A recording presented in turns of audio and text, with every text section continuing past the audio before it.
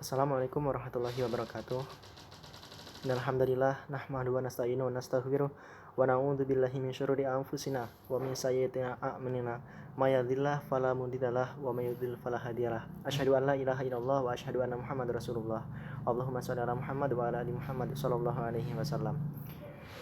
Baiklah, perkenalkan nama saya Dian Bastian, perwakilan dari kelompok 3 yang mana di sini akan membahas mengenai suatu materi, model dan rancangan evaluasi program pendidikan.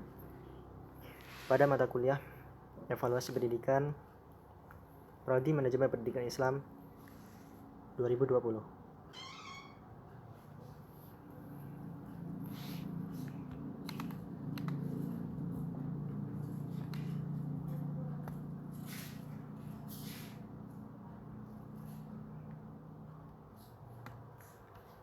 Ada banyak model evaluasi yang dikembangkan oleh para ahli yang dapat dipakai dalam mengevaluasi program pembelajaran.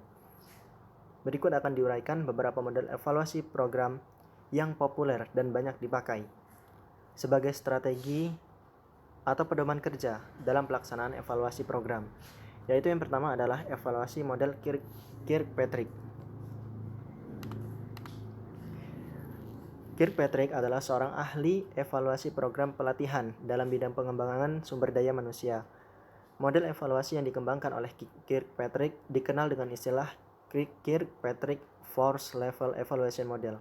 Evaluasi terhadap efektivitas program pelatihan menurut Kirkpatrick tahun 1998 dalam buku Eko Putro Widoko tahun 2010 mencakup 4 level evaluasi. Yang pertama itu adalah evaluasi dari reaksi, yang kedua adalah evaluasi belajar, yang ketiga adalah evaluasi sikap, dan yang keempat adalah evaluasi hasil.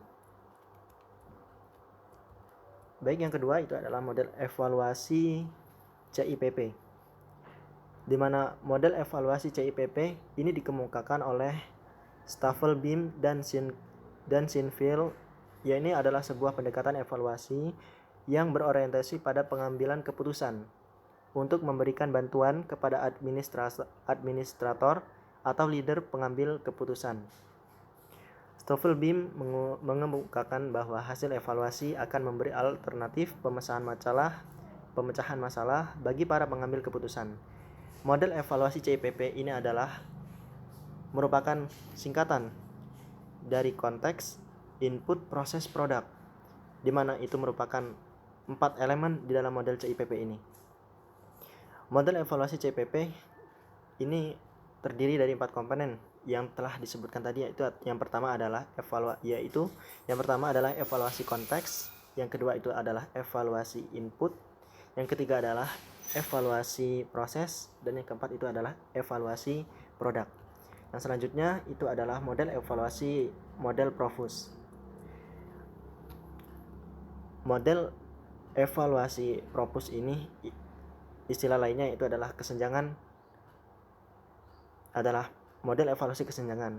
Kesenjangan program adalah sebagai suatu keadaan antara yang diharapkan dalam rencana dengan yang dihasilkan dalam pelaksanaan program. Evaluasi kesenjangan dimaksudkan untuk mengetahui tingkat kesesuaian antara standar yang telah ditentukan dalam program dengan penampilan aktual dari program itu tersebut. Yang selanjutnya itu adalah evaluasi model STEC, yang dikemukakan oleh STEC itu sendiri. STEC menyatakan bahwa apabila menilai suatu program pendidikan, maka harus melakukan perbandingan yang relatif antara satu program dengan program yang lainnya. Dalam model ini, masukan, proses, dan hasil data dibandingkan itu tidak hanya untuk menentukan apakah ada perbedaan antara tujuan dengan keadaan yang sebenarnya, tetapi ini juga dibandingkan dengan standar yang absolut untuk menilai dari manfaat program itu sendiri. Yang kelima itu adalah evaluasi model Brinkerhoff. Sesuai dengan namanya, ini dikemukakan oleh ilmuwan bernama Brinkerhoff pada tahun 1983. Ia mengemukakan 3 golongan evaluasi yang disusun berdasarkan penggabungan dari elemen-elemen yang sama, seperti evaluator dengan evaluator lain, namun dalam komposisi dan versi mereka sendiri sebagai berikut. Yang pertama itu adalah fixed with emergent evaluation design. Yang kedua itu adalah formative and summative evaluation. Yang ketiga itu adalah desain eksperimental dan desain quasi eksperimental and natural inquiry. Baik, yang selanjutnya itu adalah yang keenam, model evaluasi measurement. Model ini dipandang sebagai model tertua di dalam sejarah evaluasi dan telah banyak dikenal di dalam proses evaluasi pendidikan. Sesuai dengan namanya, model ini sangat menitikberatkan peranan kegiatan pengukuran di dalam melaksanakan proses evaluasi. Pengukuran dipandang sebagai suatu kegiatan yang ilmiah dan dapat diterapkan dalam berbagai bidang persoalan, termasuk di dalamnya yakni bidang pendidikan.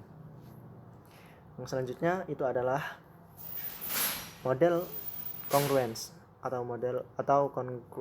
congruence model. Menurut model ini, evaluasi itu tidak lain hanyalah sebuah usaha untuk memeriksa persesuaian atau congruence antara tujuan-tujuan pendidikan yang diinginkan dan hasil belajar yang telah dicapai. Yang selanjutnya itu adalah education system evaluation model. Model ini menyatakan bahwa keberhasilan dari suatu sistem pendidikan dipengaruhi oleh berbagai faktor. Evaluasi menurut model ini dimaksudkan untuk membandingkan performance dari berbagai dimensi sistem yang sedang dikembangkan dengan sejumlah kriteria tertentu untuk akhirnya sampai pada suatu deskripsi dan arah mengenai sistem yang dinilai tersebut. Yang selanjutnya adalah illuminative model. Model ini dikembangkan sebagai reaksi terhadap dua model evaluasi yang sebelumnya, yaitu adalah measurement model dan congruence model. Tujuan dari evaluasi ini adalah mengadakan studi yang cermat terhadap sistem yang bersangkutan. Hasil evaluasi yang dilaporkan lebih bersifat deskripsi dan interpretasi, bukan pengukuran dan prediksi. Oleh karena itu, dalam pelaksanaan evaluasi, model yang ini lebih banyak menekankan pada judgement. Model ini memandang fungsi evaluasi sebagai bahan atau input untuk kepentingan pengambilan keputusan dalam rangka penyelesaian dan penyempurnaan sistem yang sedang dikembangkan. Yang selanjutnya, yang ke-10, yaitu adalah goal oriented evaluation model. Tujuan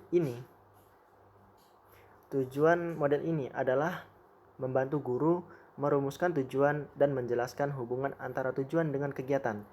Jika rumusan tujuan program dapat diobservasi dan dapat diukur, maka kegiatan evaluasi pembelajaran akan menjadi lebih praktis dan simpel.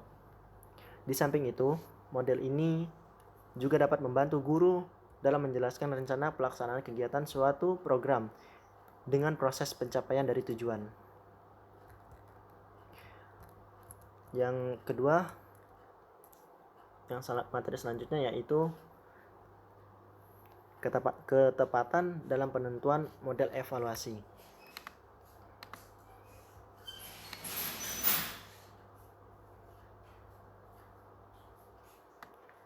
Bagian ini membahas ketetapan penentuan model evaluasi.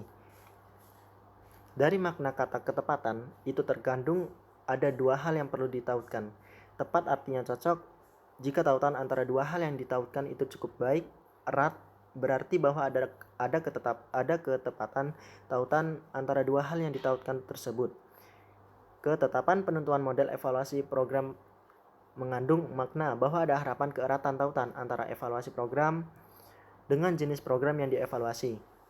Sesuai dengan bentuk dan kegiatannya, program dapat dibedakan menjadi 3, yaitu adalah program pemrosesan, yang kedua adalah program layanan, dan yang ketiga itu adalah program umum. Baik, kita bahas yang pertama yaitu adalah program pemrosesan. Ketepatan dalam penentuan model evaluasi yang tepat untuk program pemrosesan yaitu yang pertama adalah model goal oriented evaluation untuk program pemrosesan. Ini cocok untuk program pemrosesan. Dan yang kedua adalah goal free evaluation model. Yang ketiga itu adalah model formative summative evaluation. Yang ketiga itu adalah model evaluasi CIPP atau yang telah dijelaskan tadi, ya ini adalah konteks, input, proses, dan produk. Yang selanjutnya itu adalah model evaluasi kesenjangan untuk program pemrosesan. Kelima dari model ini cocok digunakan dan tepat kiranya digunakan dalam program pemrosesan.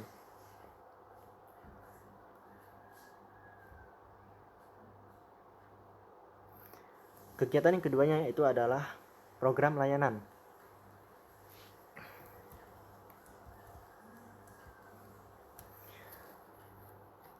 Penentuan model evaluasi dalam program layanan ini yaitu ada 3 model evaluasinya. Yang pertama itu adalah model goal oriented evaluation. Ini tepat kiranya untuk dapat diterapkan dalam program layanan ini. Yang kedua adalah model goal free evaluation untuk program layanan, dan yang ketiga itu adalah model formative summative evaluation untuk program layanan. Kegiatan yang terakhir yaitu adalah kegiatan umum. Model evaluasi yang tepat untuk program umum yang pertama itu adalah model goal oriented evaluation, yang kedua adalah model goal free evaluation, yang ketiga itu adalah model formative summative evaluation, yang keempat yaitu adalah model CIPP, dan yang selanjutnya yang kelima yaitu adalah model evaluasi kesenjangan. Baik, materi yang ketiga, poin yang ketiga yaitu adalah rancangan evaluasi program.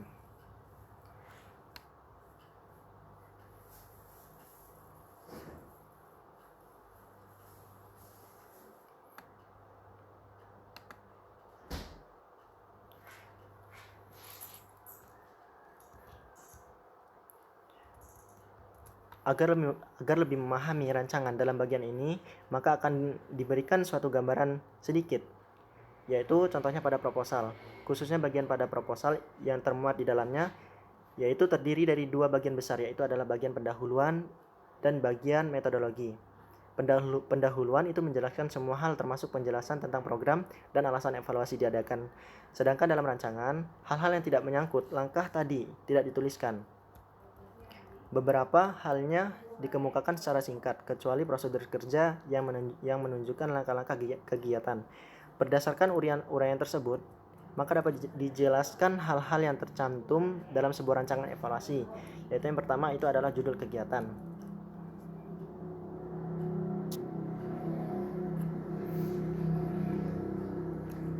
Yang pertama itu adalah judul kegiatan, yakni menyebutkan isi pokok kegiatan evaluasi yang mencantumkan nama kegiatan program yang akan dievaluasi, dan dapat juga mencantumkan model yang digunakan serta menyebutkan unit dan lokasi program. Yang selanjutnya yaitu